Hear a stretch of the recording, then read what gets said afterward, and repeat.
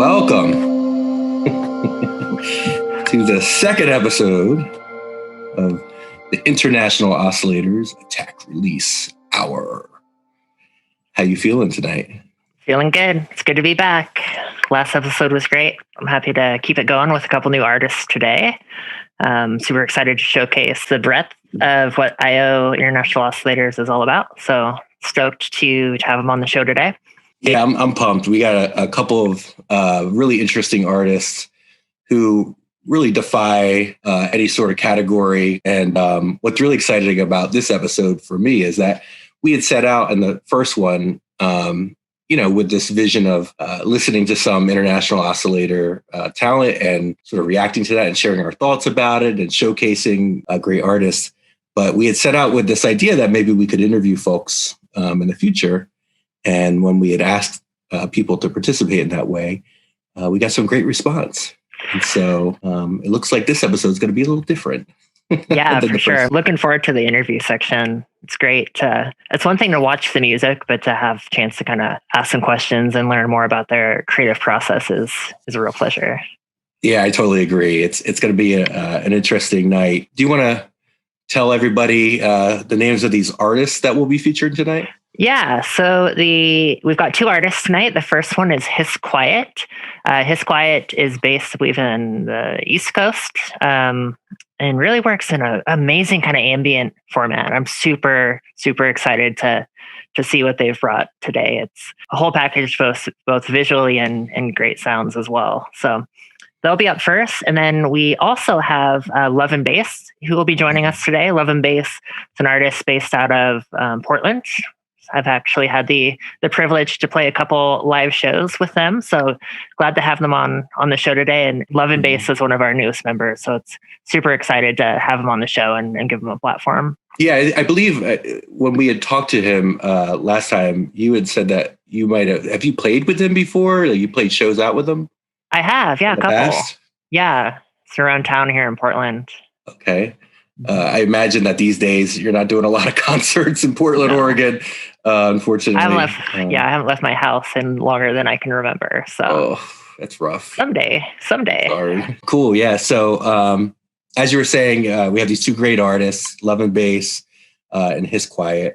And like you said, Love and Bass is new. I'm sort of new to Love and Bass's style of music. On Instagram, I've checked him out and seen a couple of things here and there. He also I believe runs some sort of online blog, like a podcast style blog. Yeah. So he's got a podcast as well as another project he's working on. I think he'll talk a bit about, and we'll for sure put those links down in the bottom as well. Right. And I think, in our interview, I think we're going to ask him some questions about that a bit. Mm-hmm. With Hissquiet, we're sort of familiar with, right? I feel like we've gotten quite a bit of, amazing posts on social media accounts and an album that came out, I believe last year. They had put out an album that was just stunning to me. And I was like super excited that they agreed to not only provide us with some exclusive content for today's episode, but also to come on an interview with us, because I've wanted to pick Hissquiet's brain for a while now. I'm totally inspired by them. Yeah, I am too. It's kind of a fun fact. We were part of Electronic Curiosity Collective before International Oscillators, mm-hmm. and Hissquiet, I believe, was the second piece of our collective's music that I bought. I mm-hmm. got their cassette tape. Okay. After the shelf black tape that I bought before that. So I've kind of been, I've had a chance to kind of been listening to them over the past, year and a half or so, and really great artist. Yeah, I've always been, I listen and I watch some of their posts, and I always feel compelled to put down my phone and go into the sound lab and start moving some notes, because I just, it's a little humbling at times. I feel totally just blown away every time they put something out. So yeah, I'm so looking forward to watching this video and seeing what they provided us for the show. So yeah, with that, do you want to kick it and just start watching some Hissquiet video and see let's kick it off. All right, let's do that.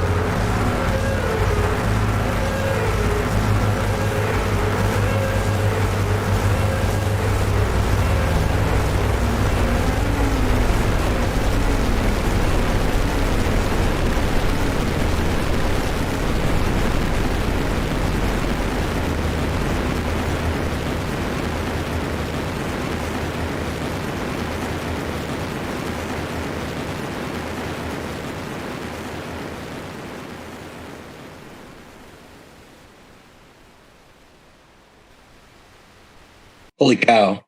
Wow. Right? So the buildup was great too. I'm always impressed when you can put it all together for an ambient track like that and just kind of build on it over time until it's kind of like this crescendo at the end. I love the sort of icy kind of glacial feel at the beginning. And then when the guitar came in too, I wasn't expecting that either. That was good.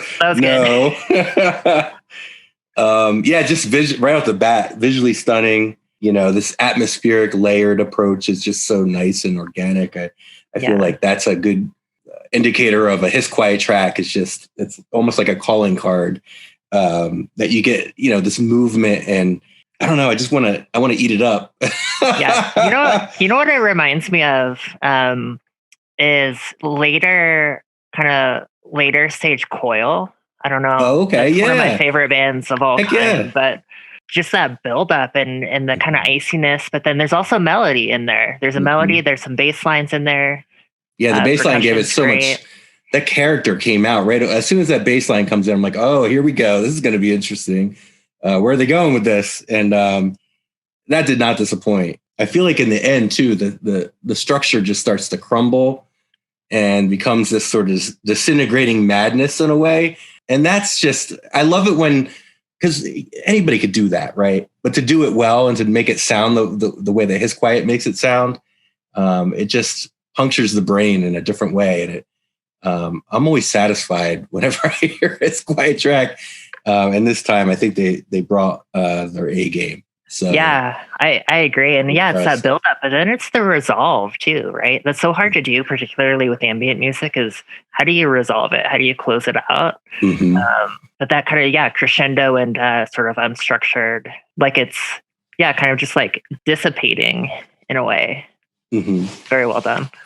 Yeah, and usually when we see Hissquiet posts on social media, they always tend to be sort of, they have a ghostly and a dark feel to them, very atmospheric and both visually and musically.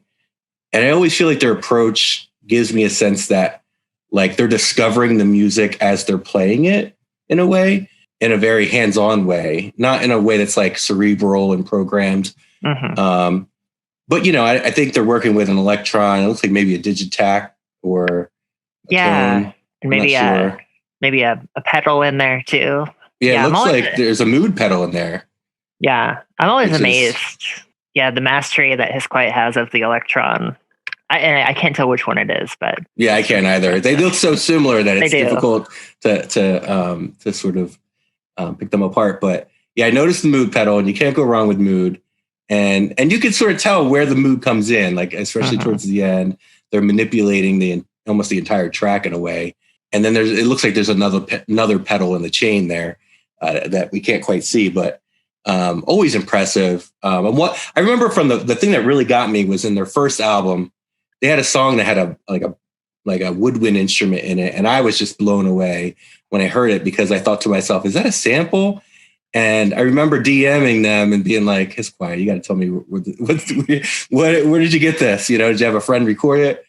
And they said, no, I did it myself. And I thought to myself, dang, it's such virtuosity. The multi-instrumentalists are always very impressive. Right. Yes, absolutely. Especially when they do it well and they don't just do it cheaply and like, oh, I know how to play the flute. Here it is. And but it just sounded really good. But wow, super impressive. Can't say enough about Hissquiet. They brought it, like always, brought the A game.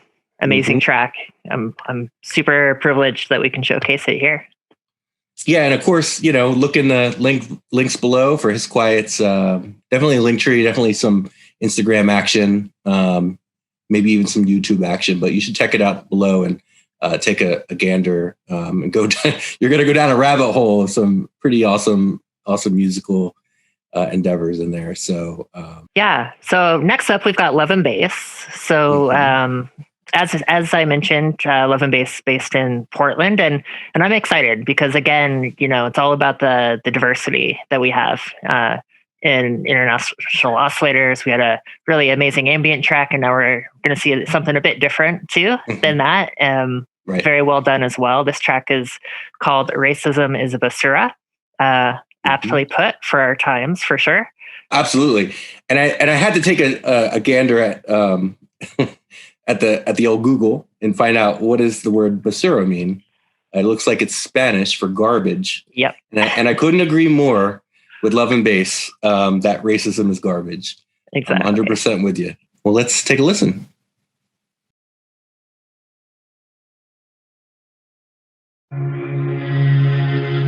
What is love? Love is not. What is love? Love is not. So I was thinking about love. I was thinking about how difficult it is for us to find and to maintain the love that we all yearn for. And it kind of dawned on me that I think a big part of the problem is that we misdefine love. Love is not. I am grateful to have been loved and to be loved now and to be able to love, because that liberates. Love liberates. It doesn't just hold. That's ego. Love liberates. What is love? What is love?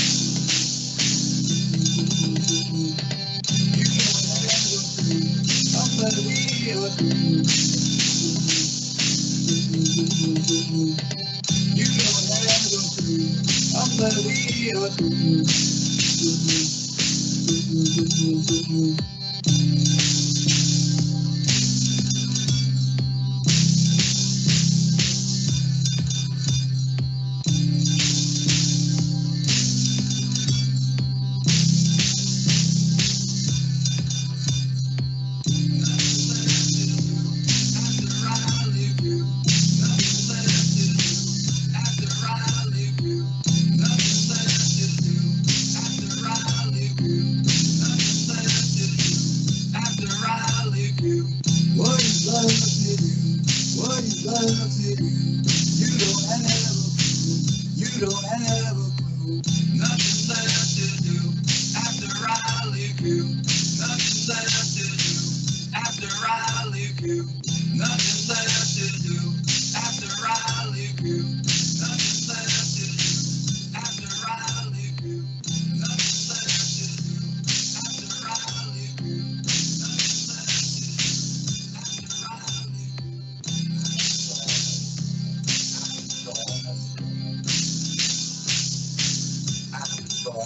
you. What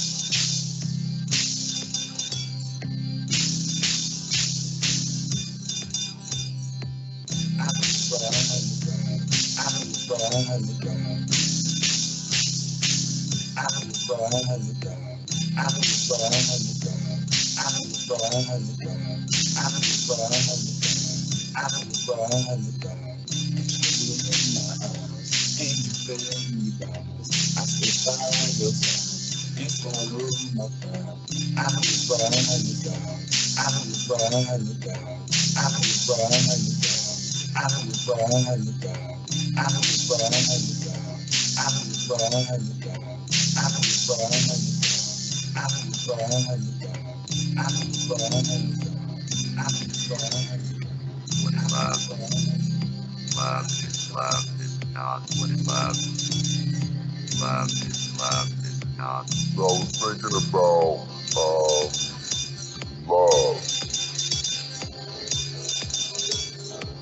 I was thinking about how difficult it is for us to find and to maintain the love that we all yearn for. And it kind of dawned on me that I think a big part of the problem is that we misdefine love. Love is not. I am grateful to have been loved and to be loved now and to be able to love because that liberates. Love liberates. It doesn't just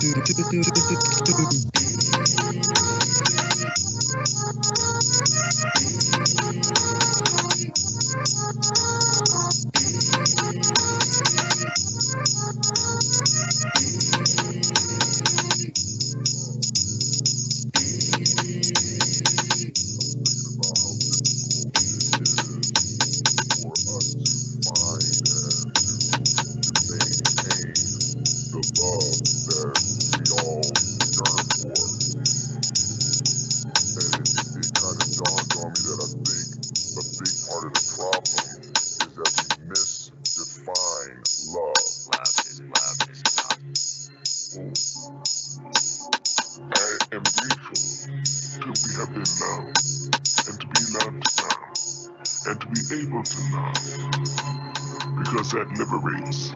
Love liberates. It doesn't just hold. That's ego.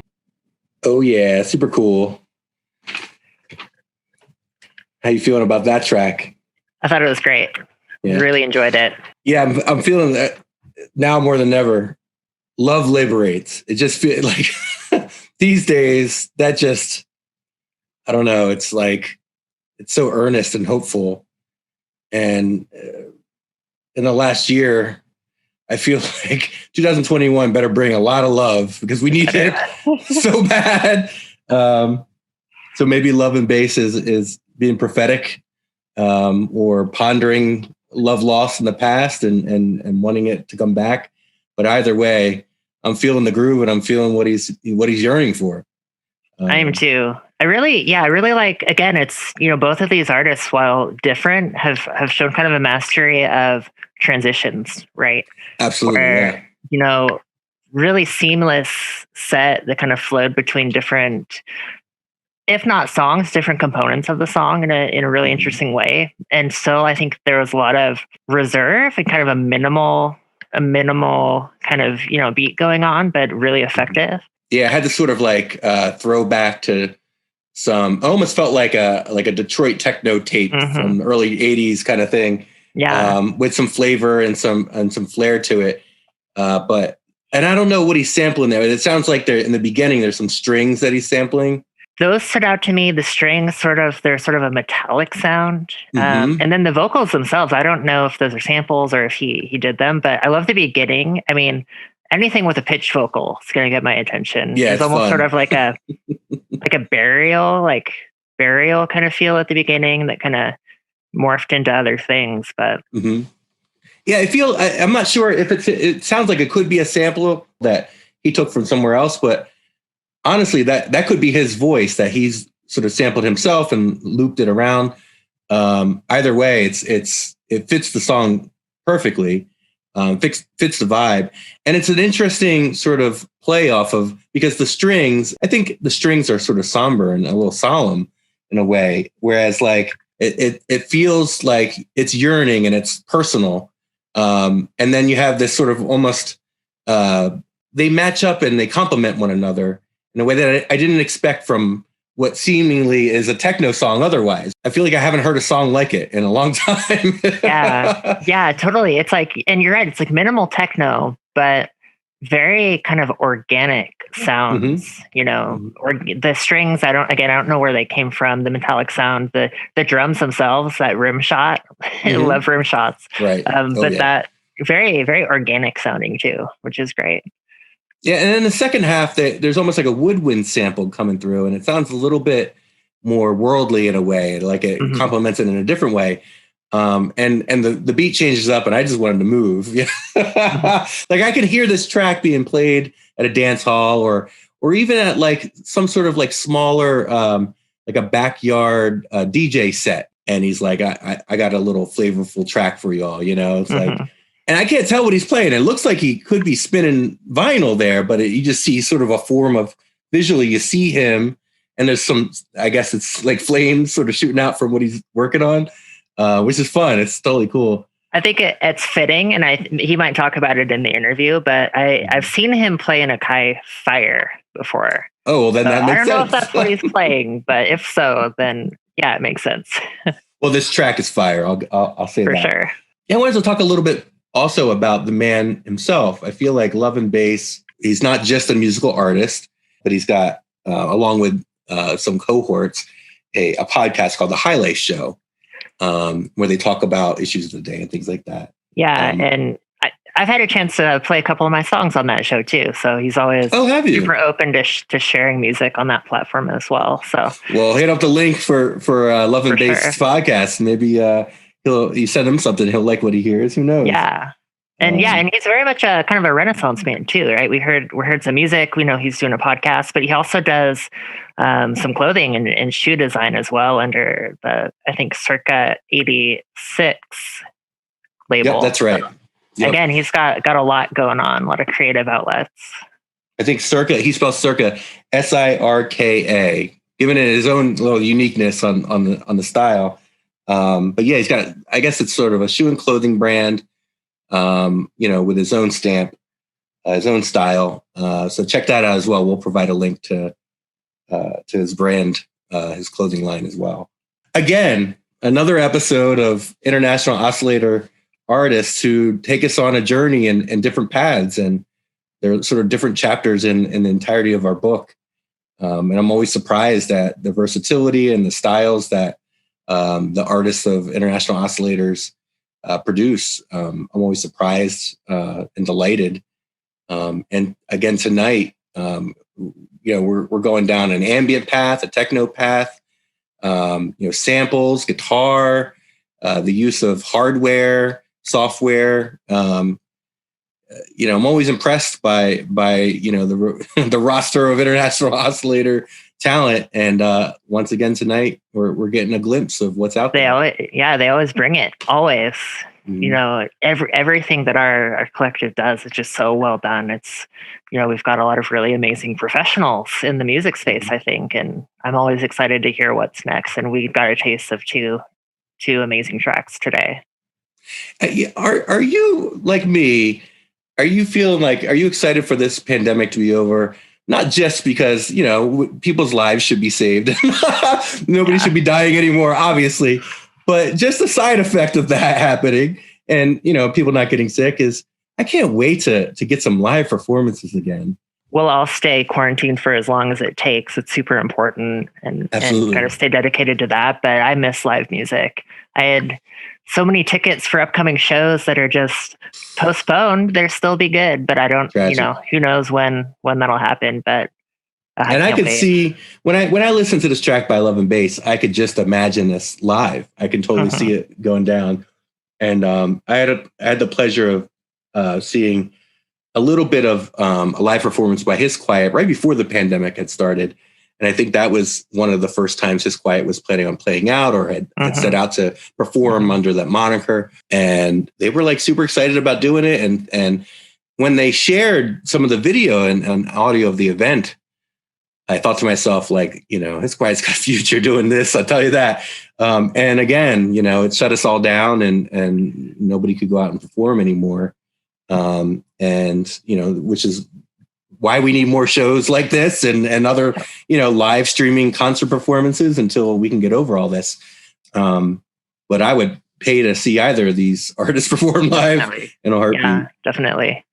Yeah, I look forward to the day maybe we get to see some of our artists in person, see if we arrange something like that. But in the meantime, these kind of shows, I mean, it's cool, the sort of organic networks that are popping up to give a platform of some sort, at least for artists. Definitely appreciate that. Yeah, absolutely. And coming up next, stay tuned. We're about to embark on a little interview, a little Zoom interview, socially distant, with both of these artists that you listened to tonight. And tonight they've given us the privilege of spending a little bit of time with them, so we could do just that. So yeah, I'm looking forward to it. Can't wait to pick their brains. All right, so let's get into it, shall we? Sounds good. Let's do it. Awesome. Welcome to the interview section of our show, the second episode of our International Oscillators Attack Release show. Tonight, we have here Love and Bass and Hissquiet. Thanks for joining us tonight. We're really excited to have you both on the show. Yeah. And maybe you can start off by telling us a little bit about yourself, like, your artist name, where you're from, and, what kind of music you make. So my artist name is Love and Bass. I'm originally from New York, but now I'm actually in Portland. The type of music I make, it's electronic, dancey, kind of upbeat. Use a lot of different sounds, a lot of different instruments. I think that's really it. That's how I would describe it. Yeah. Yeah, and so Love and Bass and I are in the same city, and we've actually had the opportunity to play a couple shows together back when that was a thing. Yeah. Which is like a million years ago, but Yeah. Oh, that's fantastic. And what about you, Hissquiet? My name is Ash, and go by Hissquiet. And I kind of do like ambient noise, like, I don't know, just kind of all over the place. And as far as genres go, and I'm from the East Coast. I grew up in Connecticut, actually, and been all over the place, California, Indiana, and I've been in New Hampshire again for like 8 years. It's pretty nice here. Yeah, so welcome to you all. Do you want to start us off, Cat Breath? We're going to ask a round of questions and get to know you guys a little bit more. And yeah, for sure. I'll jump in. Before I say that, I said this in the last hour, but I want to repeat it. We've got such an amazing range of artists and international oscillators, right? I mean, we're talking about kind of ambient and then more upbeat dance music. We've got sort of the industrial corner covered, I think, pretty well. So it's always exciting to see all the breadth of genres that we're covering. I guess I'll start. Love and Bass. I'll start with a question of just generally what inspires you to do music. I would say I've been inspired by a couple of artists, Jamie XX, Disclosure, Phono, Subtract, guys like that, Travis Scott, Kanye West, kind of artists like that, and kind of listening to that type of music. I would say I probably listen to like mostly hip hop, but when I go to like produce and things like that, it comes out as electronic music and house music, and that's just what feels more natural to me. I don't really need much to be inspired. Like me sitting down and like messing with different like programs and using different modular equipment. I kind of get lost in that, and then within that, I start to come up with ideas and kind of go from there. Do you find yourself starting when I start with music, I'll start with like a beat and then try to find a bass line and kind of fill in that way. How do you find yourself starting to build out a track? I think it varies, but as of lately, I've been really starting out with melodies and sort of working the melodies out first and then going to the drums and then working my way back to like secondary melodies and then some vocals and things like that, some vocal samples and things like that. But as of lately, definitely melodies I've been using first, starting out with. So what about you, Hissquiet? What gets you going? Get you in the mood to make some music? It can really like come from anywhere. I'm kind of inspired by this community that I've found, be it the international oscillators or like the wider music community. Just like really amazing that there's so much talent out there, and kind of just inspired every single day by folks on there. Like maybe getting like a new piece of gear will be inspiring. Like I got in the mail, it's called a duduk, and it's a double reeded woodwind instrument. Oh, wow. And Please tell us more about that. I want to hear about this. Yeah. So like I used to play the clarinet, so that was a one reeded instrument. This is double reeded, and it's very difficult to play, like more difficult than I thought it was going to be. But I'm pretty excited to like learn it and like use it, sample it, or, put it through some pedals and see what comes out the other end. I'm excited to hear some recordings of that once you do it. I love putting like more traditional or acoustic instruments through a whole pedal line. I always love how that sounds. Yeah, it brings like a kind of like a human element to it, I feel. The way that, turning knobs will do. Totally. And I got to say, as a first seat clarinetist from high school, I got much love for the clarinet and the clarinet background. And I've, in your past recordings, you've worked with saxophone or bass saxophone. Is that right? Bass clarinet, actually. Oh, bass clarinet. Okay. Yep. That's right. Yeah. It really added like this moody sort of feel to the songs and on one of your albums. Yeah. And I felt sort of like, I don't know, it added a dark undertone to it all that it felt brooding. Cool. And to me, I'm like, oh man, I'm getting some woodwind action in there. It's like, wow, it's so fun. So speaking of instruments and gear and things like that, why don't you tell us a little bit about like what gear, either software or hardware, maybe you can start us off, Love and Bass, and talk a little bit about like what your favorite gear is or something that really is central to your setup that you can't do without. I think I really mesh both of like the digital DAW systems with the modular kind of stuff. But I would say I probably can't live without like most of my Korg stuff, like anything Volca, my Electrod too. Like those are like what I definitely started with. So I'll start off with some of those sounds or like old samples of sounds I've used or beats or drum patterns, and I'll transfer them over like into FL Studios, and then I'll mess around with them. And then from there, I'll put it into my Kai Force because that's what I use to like perform when I'm out. Because I like to be very simple, like one kind of piece of equipment. But I also like to bring along everything that I have from like my home studio, so that allows me to do that with that. So yeah, and then once I get into a Kai Force, then I'll even mess around with it even more. So it's completely different than what I started out with initially. And yep, that's usually how I go about things. I remember, I think the last time we played, you had the Force with you, and I've got like, yeah, I love the just kind of streamlined setup. I'm super interested in taking the plunge in and getting one of those at some point too. So it's cool to see them in the wild. Yeah, love it. So I feel like with gear, it's like, sometimes you had said earlier that when you get something new in, that's the thing. I got to try this out. It becomes a thing that you don't do without for the next 20 sessions. It's like, I got to explore every element of this. I feel like I've seen you do that as well, Hissquiet. Whenever you put something, when you get a new instrument or a new pedal or something, you're featuring it in several posts over the next week or even weeks as you're exploring it. Is there any that stand out to you? Any pedals or instruments that are sort of central to what you do? Right now I'm really enjoying my Electron boxes, the Digitact and the Digatone. I'm trying my best and kind of failing to not get any more gear because those boxes are kind of they're deep machines to learn, and I'm always exploring and learning something new with it. And I love the Chase Bliss mood. I like to put that on anything. Oh, yeah. It's just, it's great. I kind of miss my mood. Oh, no.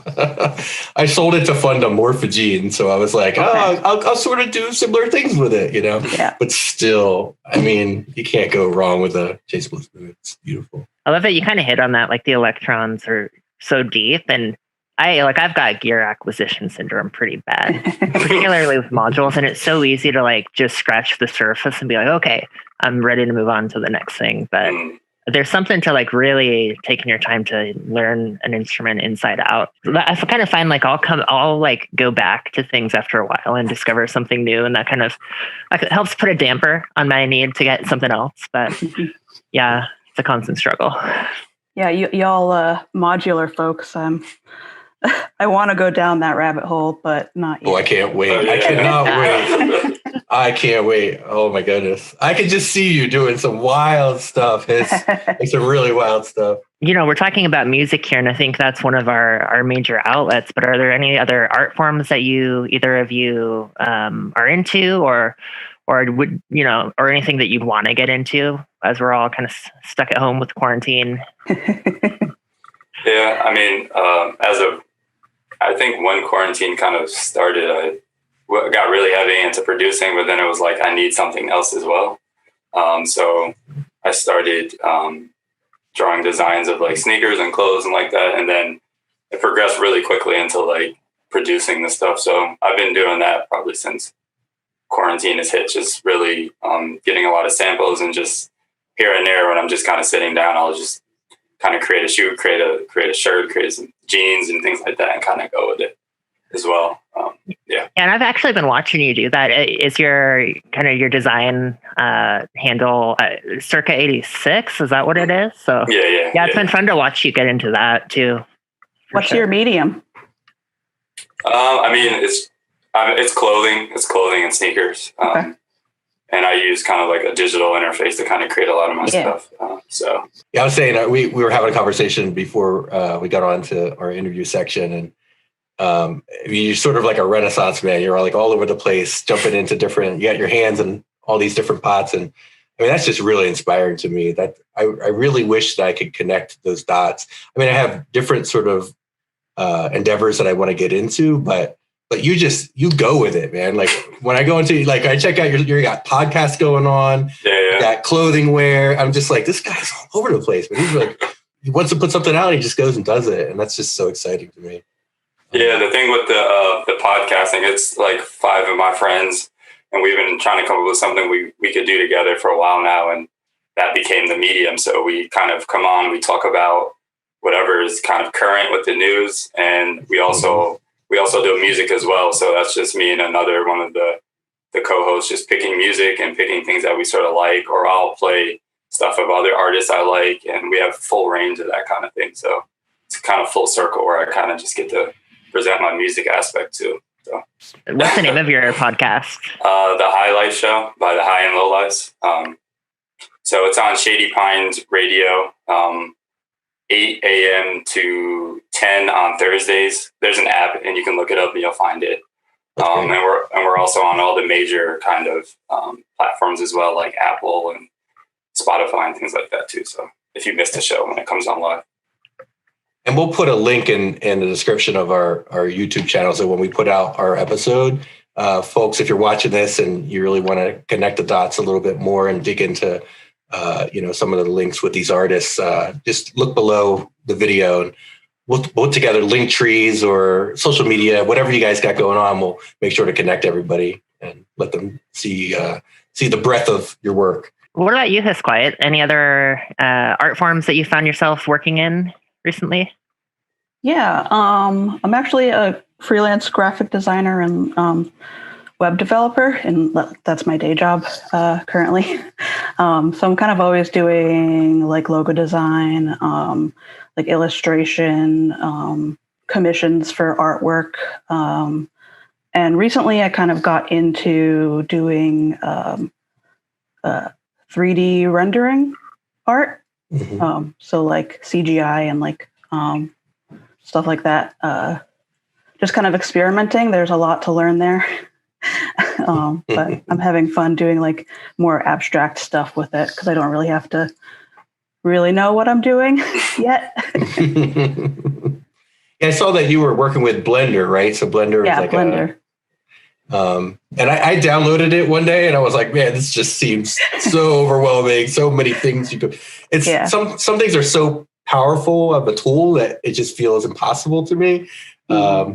But more power to you all. Anybody who gets into it and then produces something, and I've yet to see something that doesn't look cool coming out of that program. Absolutely, neat. And it's open source, so I felt pretty good about not putting any money into it. Yeah, hey, good. Can't go wrong with that. Yeah. So let's talk a little bit about when you were both young. Was there an inspiration from listening to music that you liked, or maybe somebody in your family was a musician, or what really got you started at a young age that made you feel, you wanted to explore as an artist or learn how to play a musical instrument of some sort? Take us back. Yeah. Okay. So like from very young, like going to church, like being in choirs and hearing people sing, and also playing an instrument all the way up through school, playing the tenor sax. Kind of gave me, I guess, classical training, if you will, to be able to understand some of like measures and stuff like that. Being in rap groups when I was like in high school and trying to learn how to DJ early on didn't really stick. It didn't stick early on. I didn't start DJing until much later, and getting into production. But I think I've just always been a person who's just listened to like tons and tons of music. And I think when it came time to like, when I found out about producing and DJing, it's just kind of, it lent itself to that very easily for me. And I was able to pick up modular gear like pretty easy. And I didn't think anything of it till asking my friends, and they're like, no, that's not normal. You shouldn't be able to pick up things that quickly as musically. I'm like, okay. And, you know, so watching some of those guys I kind of talked about in the beginning, and just kind of want to be like that. Like, I want to be able to play music like that people enjoy, and be in front of crowds and have people enjoy what I'm playing. And yeah, I think it started from there. Definitely probably playing instruments early on. What about you, Hiss? Did you come out of the wound and you were just like... I mean, fourth grade, that's when I started music, you know, with the recorder. Moved on to the clarinet.